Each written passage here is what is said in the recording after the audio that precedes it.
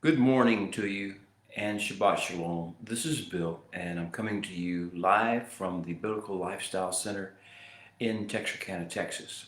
We are here to enjoy a Sabbath together, the delight that comes from the Creator's blessing and His determination, His infusion, maybe, of holiness into a particular time, a particular 24-hour period, which is the seventh day. We here celebrate the seventh day with for the rest and for the delight and for the joy that you have been receiving already through this Sabbath day. And we encourage you and hopefully will inspire you somewhat to carry this blessing into your next week, into the next season of life that you have each week, each phase of the moon as it turns out to be. It has its own unique challenges, its own unique opportunities, and we get the chance to be prepared for these challenges and opportunities by our briefing with the Creator of the universe on the Sabbath. Hopefully, I can participate a little bit in that and help and facilitate it, although it's mostly between you and your Creator, the Holy One. And may I merely just give you some guidance and some counsel along the way, and perhaps receive some from you as well. We're in this together. Well, here we are, and this is the week that our briefing comes from Parsha Vayishlach. The Parsha Vayishlach is the eighth subdivision of the Torah, of the Creator's instruction manual for life on earth. And I call this particular section of Torah, which begins with Genesis 32, verse 3, and ends with Genesis 36, verse 43, I call this particular Parsha or subdivision of Torah the Parsha of messengers and the skill of wisely interpreting their messages. I'll repeat that for you so you kind of get an idea of where we're going with this discussion today. Just a guide to get you into the text. But the subdivision that I use is the Parsha of messengers. The Parsha will be all about messengers and messages. And the second part of this title is not just the Parsha of messengers, but the skill of wisely interpreting and responding to those messages as appropriate, with maturity, with wisdom, and with counsel, with guidance from heaven. A subtitle of the subtitle might be Learning How to Parse and When to Ignore Words Spoken Under the Influence. Words can be spoken rationally and calmly out of the abundance of the heart, however, the mouth speaks. And so sometimes what we speak is coming out of our heart, and that is always going to be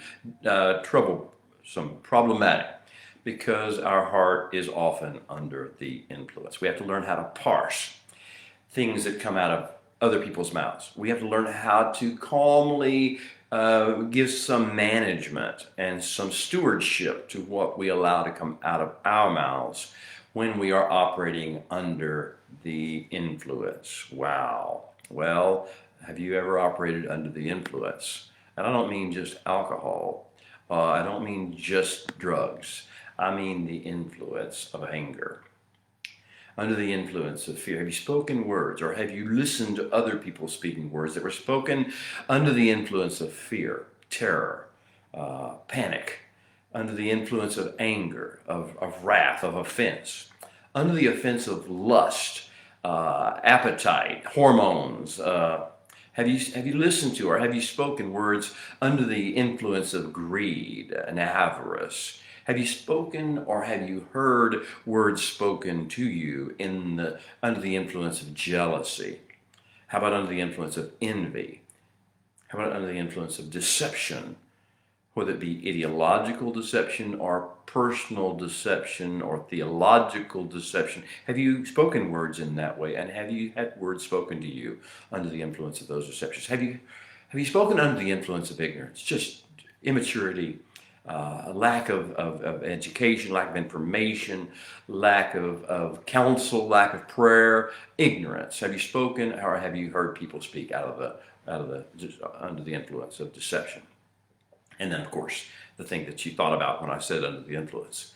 Have you heard people speak, or have you ever spoken things sent messages to other people under the influence of, be it alcohol or be it some sort of mind-altering substance or drug. Have you done that? And have you understand what it's like when other people do that?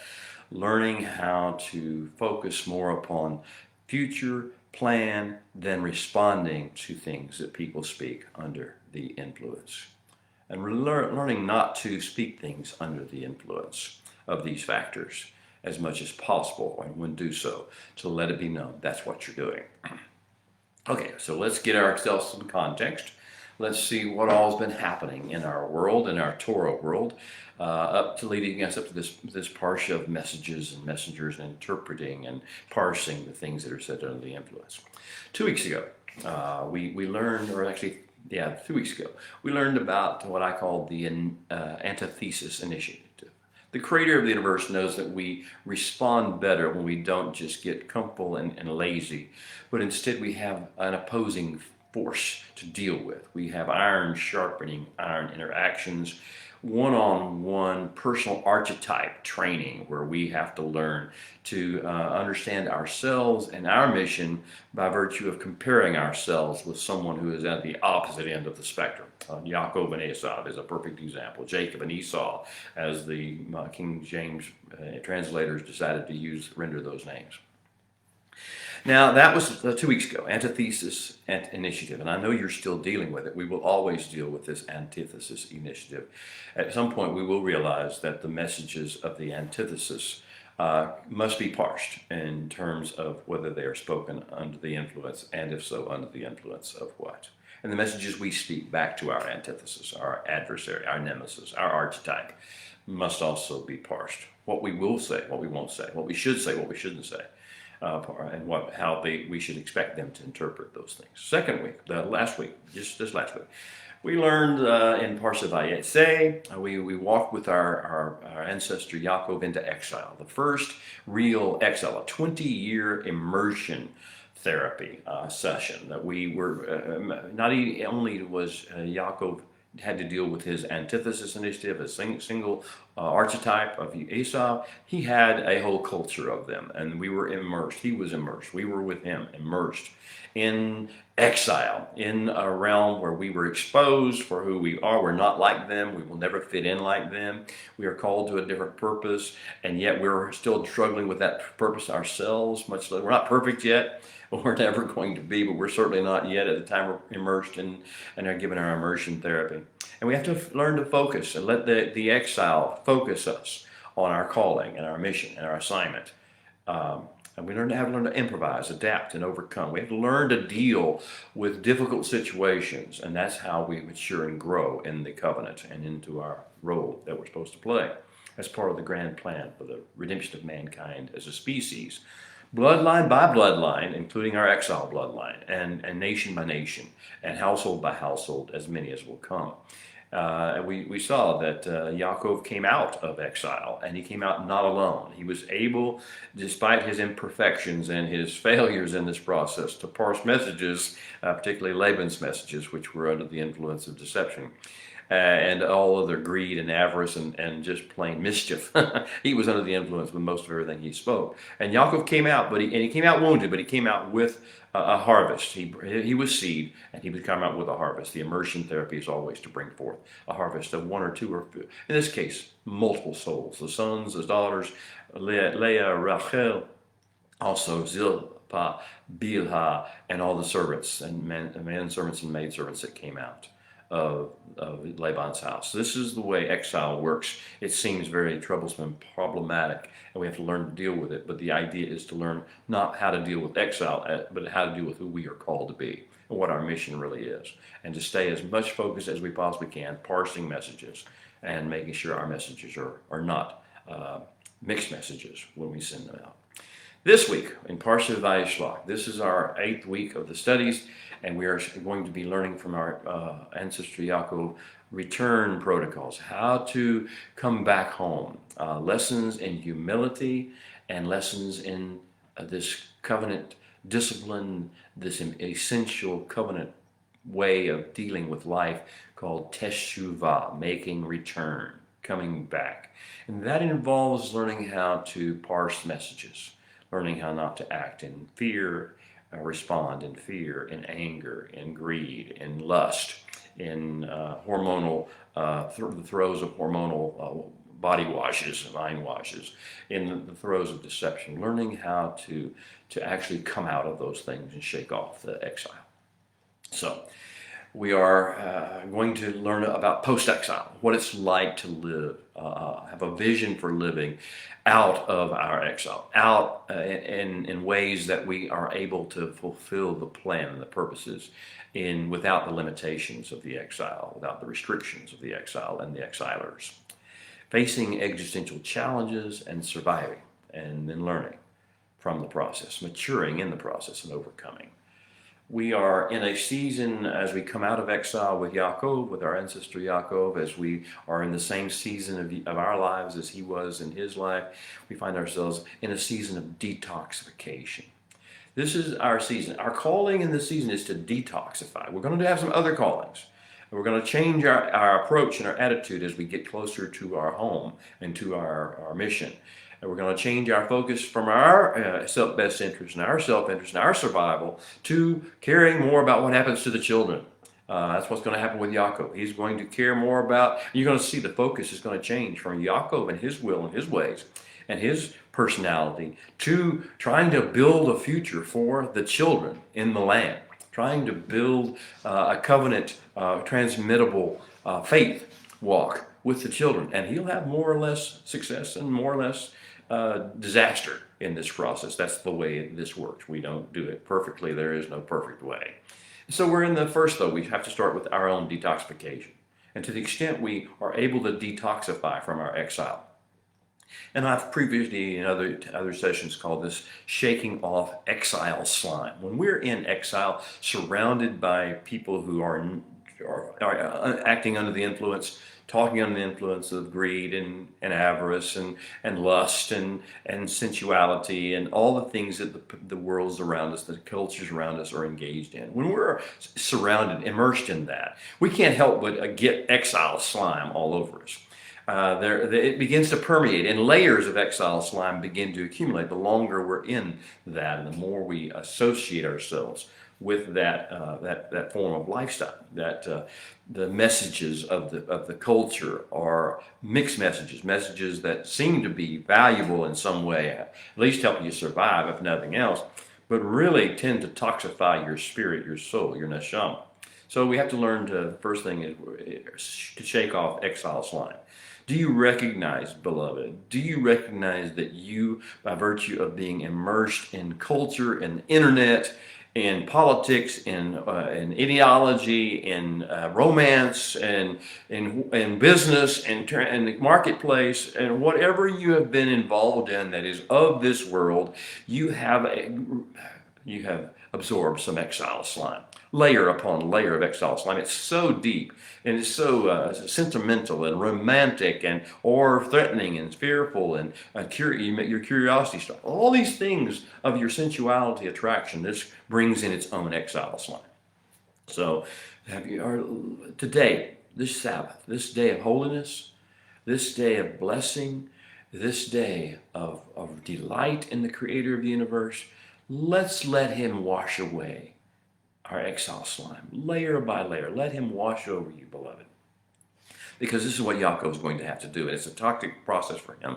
Hopefully, it will not be as toxic for us. We'll let the Shabbat do what it does, and let the Moedim, and let the times and the seasons that are spelled out in the Holy Writ, in the Torah, let them begin to wash off this exile slime. Now, this exile slime includes absorbed toxicity, where we actually begin to unconsciously, subconsciously perhaps, react, speak things, say things, use vocabulary, project emotion, project mood and attitude of exile slime that we took on from other people.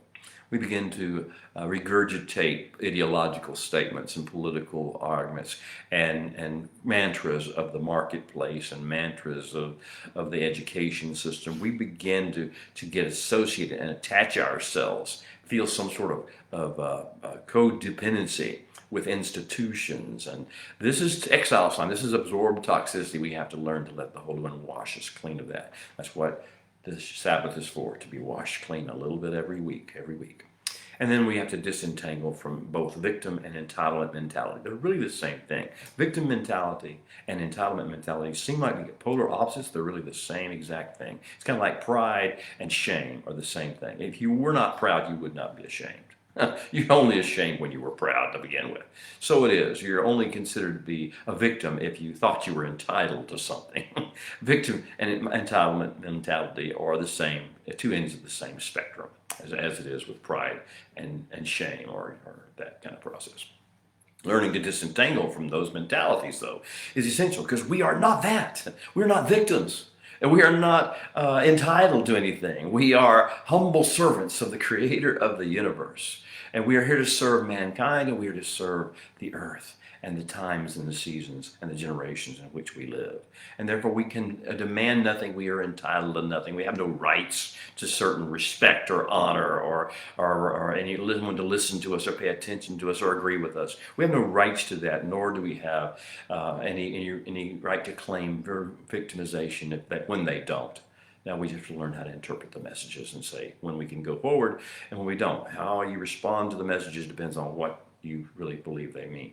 Yaakov, for instance, Esau said before Yaakov left, in rage, under the influence of rage, under the influence of woundedness, for theoretically in his mind losing the blessing as well as the birthright to Yaakov through trickery or deception mechanisms, and really through his own failure to value those things and to see them for what they really were. Well, he realized all those things are going on, and in his rage, in his woundedness, in his shame, he cried he would kill Yaakov. Well, this is the message. He's the messenger. The messenger is he will kill him, but those are words spoken in anger. Those are words spoken out of shame. Those are words spoken under the influence. All of this parsha, well, at least the first half of this parsha of Vayishlach, is going to be about learning how to parse what he said and learning how we can work with what he said and the emotions and defuse the emotions and de-trigger Esau in such a way that he can get back away from what he said in anger under the influence and begin to speak in under another influence, hopefully an influence that will be positive and will lead to the value, the blessing of the children, which is what at this point Esau's all about. This is not about him anymore. This is about the fact that he has people he's responsible for.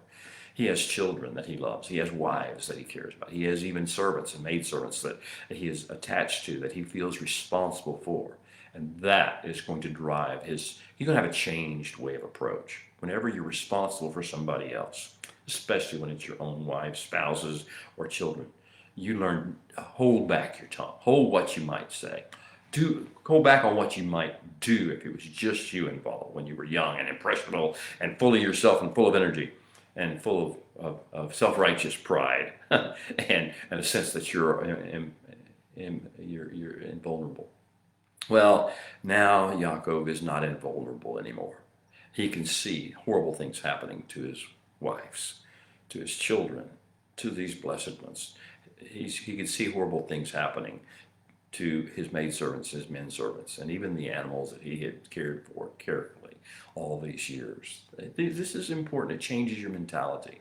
Learning how to parse and how to deal with and interpret and respond to messages and messengers. So we will see that this season of detoxification will lead into a season of gradually letting the children become more and more the focus of what we do, think, and speak, or letting others, particularly our own family, but going all through bloodlines. Through the reason the Holy One has us here is to be a blessing to every family, every bloodline on the face of the earth. Well, when we realize that that's our mission, it's not about us getting what we want or getting done what we think ought to be done to us. This is about something bigger than that, and gradually letting the children or others in general and other bloodlines, even our enemies, become more and more the focus of what we think, speak, and do. The will of the Holy One is what matters. And so we will see a season we are in, and we will see in our Torah portion a season of gradually coming into alignment with certain things, the divine plan for families, for nations, for geographical places, and for the world. Also, we'll see gradually coming into alignment with covenantal, embraceable protocols, things we can pass on to our children. Passing things on to our children and to the people that come behind us, whether they are physically, biologically our children, or just those who watch us and observe what we do and perhaps are interested or curious. Passing these things down to them is not a linear process that just goes without a bump. We have to be patient, enduring, and steadfast, and be trusting the Holy One to have more involved in this process than we do about wanting it to be passed on to the children. Letting them learn their lessons their way in their time without causing too much damage in the meantime. That's our challenge with regard to this covenantal, embraceable protocol alignment. We also try to come into alignment with the kingdom's rules of engagement. What messages we can send and what we'd like to say, but we cannot, even though it may be true. Not to focus on truth as much as we focus on the plan and the ways of the Holy One. Kingdom rules of engagement with the cultures, with individuals, with even our adversaries, with even our own self-talk, and certainly in regard to prayer, which Yaakov is going to model prayer for us. We're actually going to have a model of prayer that looks similar. The process is very similar to what Yeshua taught us. The Master taught us is how to teach us to pray. He's going to actually start with our Father. Our fathers. We'll get to an Avinu kind of a process. Avinu means our Father, and that's what Yeshua told us to start our prayer with. And it will seem that you'll see that it's very interesting how Yaakov begins his prayer. We'll maybe get to that in a few moments. In addition to coming into alignment with the divine plan for families and nations and geographical places in the world, in addition to coming into alignment with gradual alignment with covenant embraceable protocols that we can pass on to our next generation, in addition to coming into alignment with kingdom rules of engagement with the world around us, the cultures around us, the people in our lives, and even our own approach to the Holy One, we also come into gradual alignment. That's a part of our season now, right? To come into gradual alignment with his redemption restoration methodologies. That does not include vengeance or wrath on our part. That does not include us fixing the world like campaigning soldiers or crusading warriors. We are to follow his redemption restoration methodology protocols. That requires great discipline. That requires maturity. That requires a learning curve. Well, that's what Yaakov is going to experience. And sometimes it will be painful. But in the kingdom of heaven, all the pain that we ever experience is but another open door to joy. So with that in mind, let's say our call to worship, our Baruch Hu. Join me if you know the Hebrew. If not, just let it waft over your spirit and begin to awaken the eternal spirit of joy and hope within you. Baruch Hu Adonai Hamvorach. Baruch Adonai Hamvorach Leolam Vaed. Baruch Atah Adonai Eloheinu Melech HaOlam Asher Bakar Banu Mikol Ha'amin V'natan Lanu Et Torato.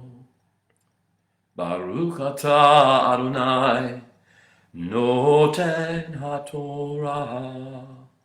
Yes.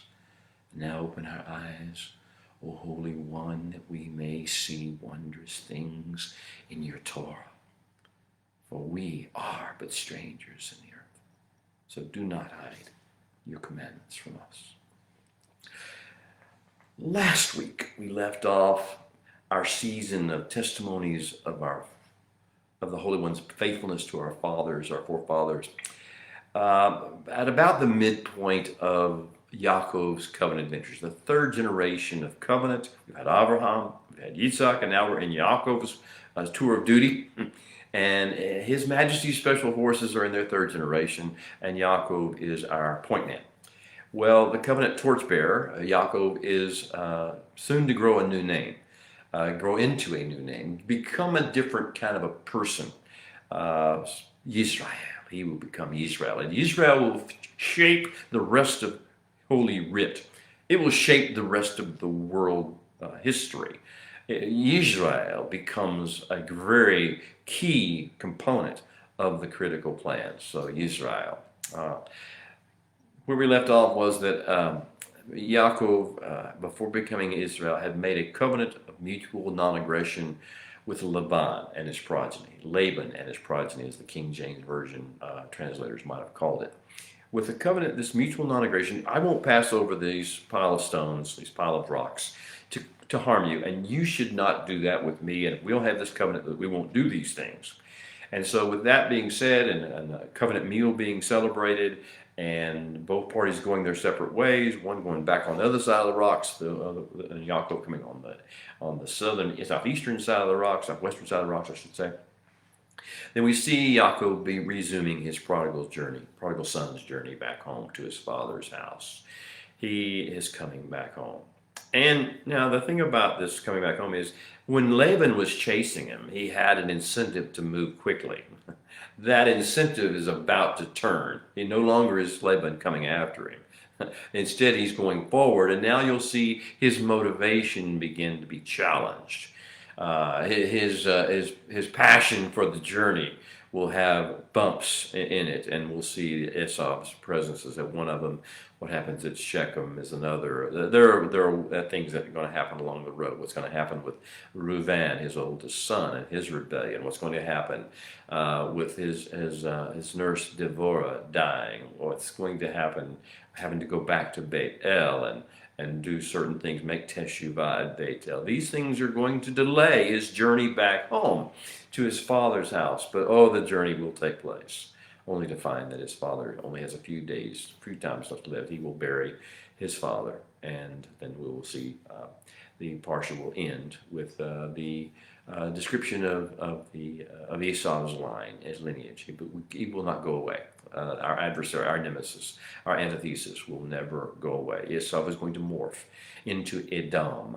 Edom is a more toxic form of kind of the sentimental, kind of almost likable Esau. But Edom is still Esau underneath. He's just the harder crust on the outside. We're going to see Edom. We'll deal with Edom in years to come, and in decades to come, and centuries to come, and millennia to come. If you understand the times and the seasons. Now, the times, I liken the times to the Moedim. The Leviticus 3 description of the various meetings we have with the Holy One. That's the time. But there's also a thing called the seasons. Those who are wise know the times and the seasons. The seasons are not specifically stated in Leviticus 23. The seasons are the special times, portions of the year, not time, portions of the year, under the way the year unfolds.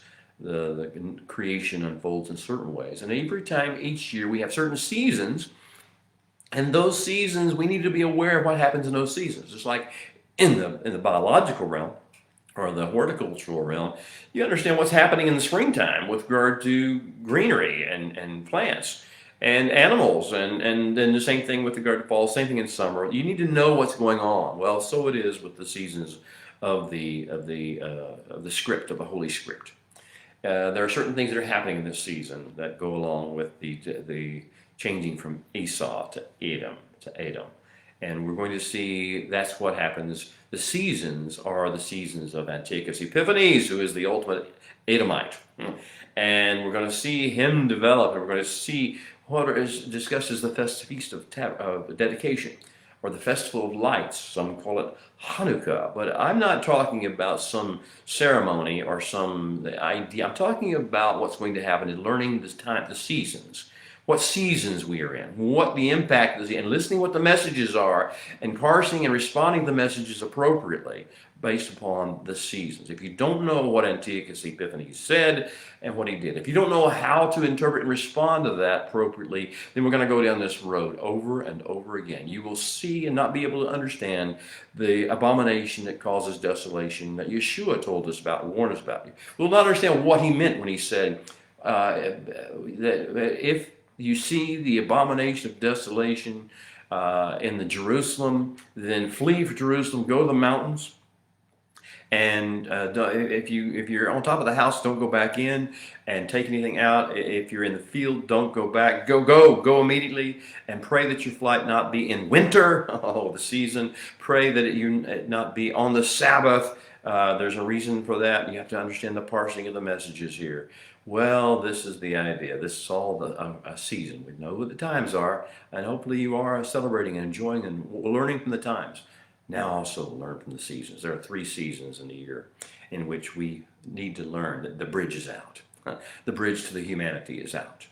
The bridge that leads to the plan being fulfilled by bringing a blessing to every household on the face of the earth is out. And if you know the bridge is out, you need to warn people that the bridge is out. Well, that's what the Torah, that's what the seasons of the Holy Writ are, to tell you when the bridge is out. Warning. We got to rebuild the bridge. And that's what the season of Hanukkah, or the Feast of Dedication, is all about. That's what the season of Purim, the feast of Esther, is all about. And that's what the 3 weeks in the summer in Tammuz to Av, the months of Tammuz to Av, are all about. Okay, so I've given you just a hint of something to come, but I want you to understand that we are leaving out. The prodigal is coming back home, but he's got some things to worry with along the way. I'm trying to get my timing down. Okay, so the return that the Holy One is called Yaakov to make, he instituted it. He said it's time to go back to your home, back to your land. Well, that's not as easy as it sounds. First of all, as you know, we've had Laban, and we had the fight with him, the challenge, the threats, the words spoken in anger, the words spoken in deception, spoken there, even there at Gilead, where the covenant was cut. Now we see so many more things, more challenges. There will be so many more challenges on our way back home. Beloved, don't let the challenges define you. Let them mature you. Let them grow, cause you to grow. So shaking off the exile slime layer by layer, that's going to happen. That means we need to gradually take advantage of the Sabbaths, take advantage of the Moedim, take advantage of the seasons as well as the times, though, and learn to surrender to the Holy One and to His plan. All other agendas being forsaken gradually. It takes a while to forsake the agendas that our flesh and our pseudo-intellect and our cultures and the cultures we're immersed in try to put upon us. But the Holy One has the right agenda. He has the right plan. Let's surrender to that. And in so doing, as we surrender to His plan, layers of slime begin to fall off of us. We have to shake them off every once in a while a little harder. In addition, shaking off the excess slime involves burning some bridges behind us, building piles of stone, saying, we will not come behind this to bother you again. We're not going to revisit this harm that was done before. We're not going to revisit the offense or the wound that we had at that time or that we caused at that time. We're moving on. This burning of bridges is a part of the shaking off the exile slime layer by layer. And then, in addition, shaking off the exile slime requires well, let me look at my little outline here. Facing and confronting our deep-seated fears. Look, if you're afraid of something and you run away from the fear, eventually you're going to have to face the fear. Yaakov was afraid of Esau. He listened to his words spoken in under the influence of rage, and he ran away.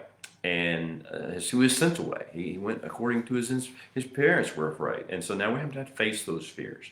And learning to face those fears is not... is the only way you mature, and the only way you grow, and the only way you overcome. Yaakov will wrestle with angels and with demons, perhaps. We don't know exactly who he has to wrestle with, but we're going to see. We're not supposed to speculate, I don't think. We're not told that. We're told that it was a force that could have killed him at any moment, but chose not to. It was a choice. It was a force that he dealt with in the early morning or all through the night hours, that was basically egging on the fight and letting Yaakov wear himself out till he could do nothing but just hold on. And when you hold on, obviously, at a certain stage, you're going to have to let go. And the force that he dealt with dealt him one blow that he could have dealt with at the very beginning, but he didn't. And that blow crippled Yaakov and dislocated his hip, as it says in the King James Version. I won't go into the details of what that might mean. Then there's the responsibility of shaking off exile slime is to make some level of restitution for the wrongs that you've done, to speak to act and behave in such a way that the other one knows you're not going to harm them again, and that's the issue of the restitution, and that you have learned your lesson. Well, Yaakov's going to go through these processes. He's going to overcome some existential threats. He's going to overcome his own spiritual inertia.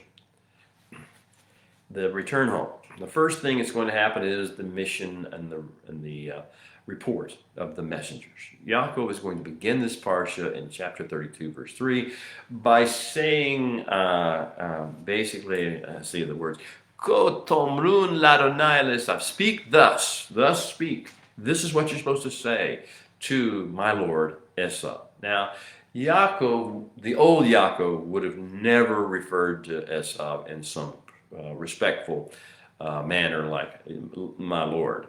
This is a new, and he's thinking about this because he knows the danger to his wives and to his children, and so he's going to try to detoxify Esau, to de-escalate the situation, and so he's going to, now this may bother some people. You don't lie, because Esau was his elder brother, and we are to respect our elders. But understand that certain things need to be spoken in a way that's going to de-escalate the situation. Well, that's what Yaakov did. Learning messages, parsing who the messenger is and who the recipient of the messenger is, and learning not to speak just because it comes into our mind or we think it's right. This is exactly what you're supposed to say. Here's the words you're supposed to say to Esau. And then after the messengers come back and they don't really say anything about what Esau said, he didn't respond at all. He was riding with 400 men, 400 horses. And all they come to is say, come back. The messengers come back and say, Esau is coming with 400 men. They didn't say why. You have to parse why they're coming. Yeah, you may assume. I know people assume so much all the time. Assume emotions that go with things. This is like trying to have a conversation over a text or over email. The words are on social media. You see words written, but you don't understand what the heart behind it is. And you don't have a chance to look the person in the eye.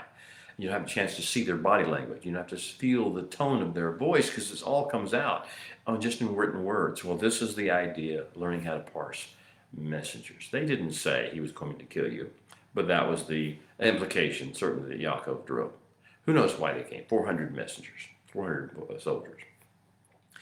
All right, you learn to parse what Yeshua said. Don't try to imply emotions into him when he cleansed the temple, for instance. The master, it doesn't say he was angry. It never says he was angry when he cleansed the temple or when he took the whip in his hand. He was cleansing the temple. He's taking the tools necessary to cleanse the temple. So don't assume you think because it would be something you feel or you might want to feel. Understand this is the key. This similar things taking place every day in our life. Learning how to parse the messages.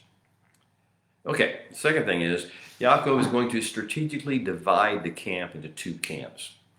There's a lot of play on words in regard to the Hebrew in this, but he's going to basically say, okay, if Esau comes and he's now going through vain imaginations in his mind or thinking out the worst case scenario, as some of us do, it's sort of a natural physical thing to do that the fallen man does. We go through the worst case scenario. So Yaakov goes through the worst case scenario. Esau is going to come. He's probably going to hate me still. He's going to attack me, and he's going to attack. And so what I need to do is I'll divide up my group, and the ones I guess that if I had to lose them, I'd guess those are the ones I want to lose. The ones that are more precious, I'll hold back in another group. And if he attacks the first group, maybe we can escape with the second group. That's kind of his approach to this deal.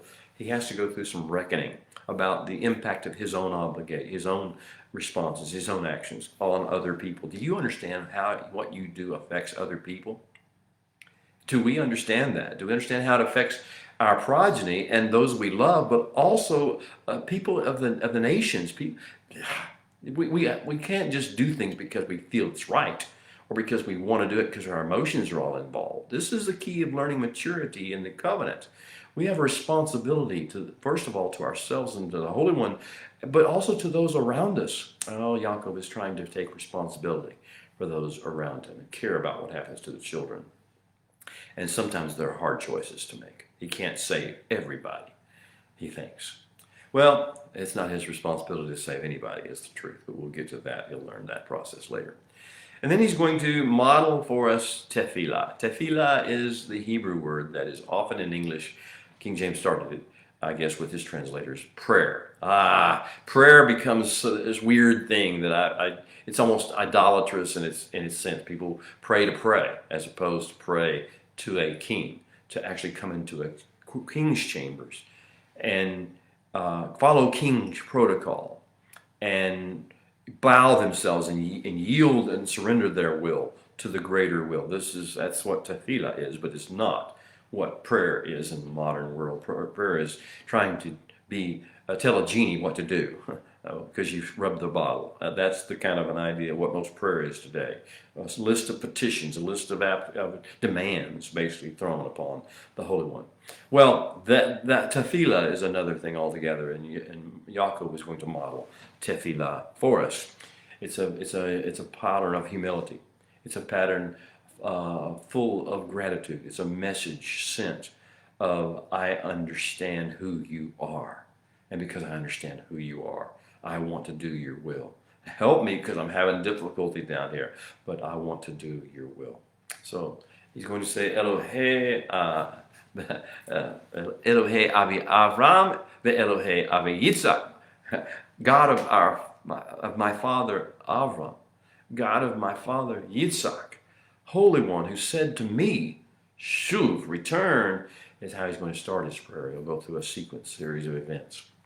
And that prayer is a model for us. As I said, Yeshua, the Messiah, the Master himself, taught us to pray. Very similar pattern, according to what Yaakov has given to us, taught us here. And then we're going to see that Yaakov's plan after his prayer time, he develops his plan to send 5 species-specific droves of animals before it. 550 animals altogether. He's going to send goats. He's going to divide goats from sheep. You'll see sheep. And then the separation of the goats and the sheep, I'm going to let that for some of you to talk about and think about. He separates the goats, the sheep, then what? The oxen, and then the camels, and then the donkeys. And you see these different species all being sent one at a time in waves.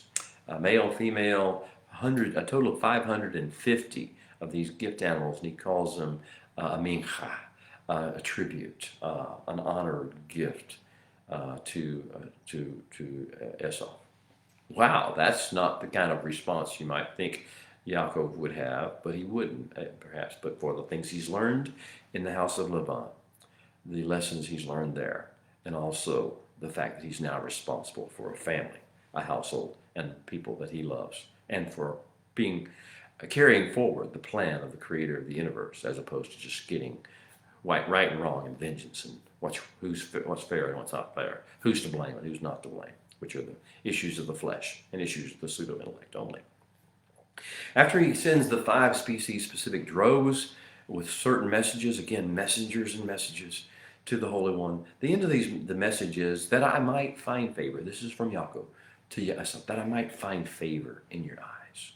You see, what Yaakov has realized is, unless you find favor, there's no point in saying or trying to get anybody to do anything for you. You must first find some level of favor. Speaking the truth because you know the truth is going to fall on deaf ears and actually cause a negative reaction unless you first find favor. So Yaakov is defusing the situation. He's de-escalating and de-triggering Esau to find favor in his eyes so that he can have a conversation with him about what really matters. Well, we have then the night of intense wrestling at the ford of the Brook Yabok. We're going to have this amazing kind of a mystical scene. And we're going to find that Yaakov knew he could not really win, but the other adversary, and in some regard, I believe we wrestle with the Holy One himself, at least his messenger. Because that's the ultimate challenge that we have in life, to quit fighting him. As the master said to Shaul on the road to Damascus, why? Why are you kicking against the pricks? Why are you kicking against the goats? Why do you fight me at every turn? This is what most of us do all the time. Although we want to say we have a creed, we have a belief system, we trust the Holy One, we love the Holy One, but we fight him because the flesh is strong and the flesh comes out. And the pseudo intellect believes it's more intelligent and wiser than the Creator. And therefore, we kick against the pricks. And so we have nights of wrestling with the Holy One or his messengers. And then we finally have the long awaited, long dreaded confrontation with Esau. You know what? It doesn't turn out the way Yaakov had feared. The Holy One went before him, softened the heart of Esau. The sentimental side of Esau came on. And he fell on his neck and kissed him. There's all sorts of hints and midrashes about how sincere Esau was and how this event really went. But the ultimate result is nobody fought anybody. Nobody got hurt. No, there was no killing done. There was no sword pulling, sword drawing. There was perhaps some tension, but it was not a tension that changed the world, the situation, and prevented the plan of the Holy One from being done. So we go on. After the event with Esau, the strange form of gentle reaching an accord without really reaching a sense where they trust each other again. Yaakov does not go back to Esau's land, to Edom, with him. He's not that much in love with Esau. He just understands who he's dealing with. And so he's going to go a different direction. So he goes, and he's now limping because of the struggle he had over the night. He needs rest and healing. And so he stops over at Sukkot, a picture of what the Feast of Sukkot, the time of Sukkot should mean to us. It is our place of resting and healing and getting ready for the rest of the journey home. Well, then we have on the rest of the journey, again, no one's pushing Yaakov now. So he goes to Shechem. He's in the land again. He goes to Shechem, and though he was told to go home, he says, why rush? And he stops at Shechem, and he buys a piece of property from the locals there. She's going to be called Yaakov's well, or Jacob's well in John 4. He buys this place there, and he kind of settles down. He camps. He's get comfortable. Well, we know what happens. Dinah, the little girl, she's only like probably 7 or 8 years old. She runs off to play with other little girls in the village. Well, she doesn't realize what kind of town she's going to. And the people there are, well, it's not pretty. And they abduct her, the prince there, one person, the prince abducts her and supposedly rapes her. And then he decides he wants to, in his lust and his appetite, he sends messengers to Yaakov, saying, I want to marry, we want, and then he come up with ways to try to diffuse the situation. And while that's taking place, we have the sons get involved really for the first time. Emotion. Who would not be emotional about the fact that your sister got abducted and raped? That's an understanding. Be careful what you say and what you do in the throes, under the influence of anger, the influence of rage, under the influence of vindictiveness, under the influence of offense. These are things that we'll see, the messenger and the message, learning how to parse. And so Yaakov is trying, for the sake of the family, for the sake of the plan, to overcome his own grief at what happened to Dinah, and to work through some protocol that will be safe for his family, but will also allow the kingdom's plan to work with regard to restoration and redemption.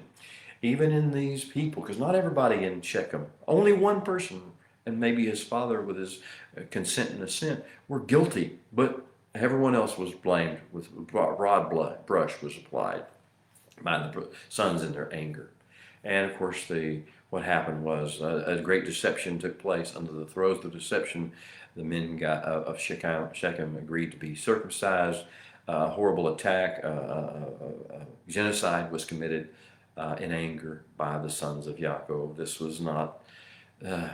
is going to take a while before we can let off the toxicity and get over this sense of vindictiveness and judgment and vengeance and the right to do things according to what is fair. And their only response to Yaakov saying, "You've made our name a stench in this land. We're supposed to be a blessing to this land and the people and the families, and you've made us a stench." And their only response was, "Well, he shouldn't have done that to our sister."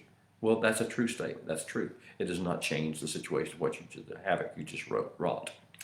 Well, then we see that moving on from Shechem, the Holy One visits Yaakov and says, "Kum ale Bet El, come, arise, go to Bet El." And there's going to be a return to the place where the visitation of the staircase and the visitation of the promises of the Holy One came to Yaakov. He's going to introduce his children to that, be able to tell them that story, hopefully to change their approach to life, to change their approach to situations, to change the way they deal with their own emotions and hormones, change the way they deal and rules of engagement they follow with other people. And so this thing that takes place at Beit El and the Teshuvah model is given. To take off the stuff, the outer things, to take off the ornaments, to take off the clothes, to return, to build an altar, to worship the Holy One, the God of all gods. Then we're going to see a series of bereavements and changes, the death and burial of Deborah, who was Rivka's nurse, which means it was Yaakov's nurse as a child. This woman dies there at Beit El. And then we see another visitation from the Holy One, and we physically, formally get commissioned. Yaakov, his name is changed to Israel. But he will remain Yaakov too. He will also be called Israel. This is the way we are. We have a new covenant identity, but we also have an old man. And the old man, from time to time, rises up like a zombie, though he should be dead. And we see that we have to call forth the Israel, who we really are, the new one, the Holy One is called us, we're called to be, the new man. Then we go from Beit El to Bethlehem, as the King James authors or translators decided to call it. Bethlehem is where Benjamin is born. Rachel gives birth to Benjamin. Rachel dies in so doing, names the child Ben-Oni. But the Holy Yaakov is not going to, Israel is not going to allow a name of sadness and sorrow to be Benjamin's name. He's going to call him instead the son of my right hand, the son of my strength. And so Benjamin will become this child. Then we'll see the Tower of Eder. We'll go to another journey, stop over on the journey. All the time we're shedding some toxicity, but the family behind us is having to deal with their own toxicity. And Reuven will rebel. He will set himself up as the head of the household. He will take the concubine in his own house and proclaim he's basically now the head of the household. Yaakov will have to learn, Israel will have to learn to deal with that in respectful ways, responsible ways for the good of the family. And then we have Hebron, the death and burial of Yitzhak. Well, that's the sequence of events. The story really becomes now for all of us in this season.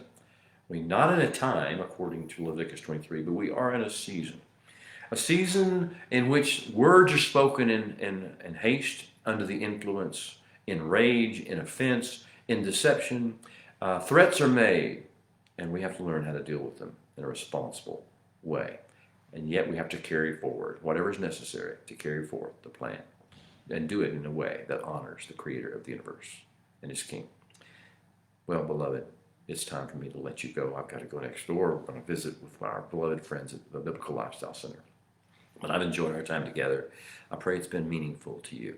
And I pray that if you have a word that you would like to speak, if you have something you want to talk about, if you have a subject you want me to cover, if you have a prayer request, if you have anything else you'd like to speak, please drop a line. Let us know who you are, where you are, and what your thoughts might be about this discussion. Shabbat Shalom.